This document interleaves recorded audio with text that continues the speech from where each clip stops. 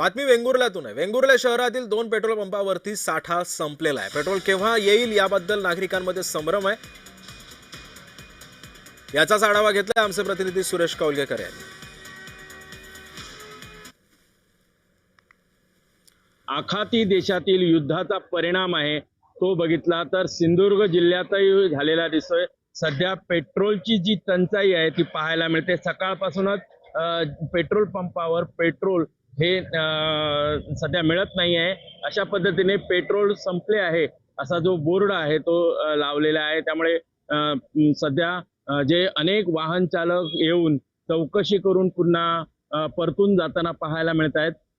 त्यामुळे आखाती देशात जो सध्या युद्धजन्य स्थिती असल्यामुळे सध्या जो पेट्रोलचा साठा आहे तो कुठेतरी संपलेला पाहायला मिळतोय।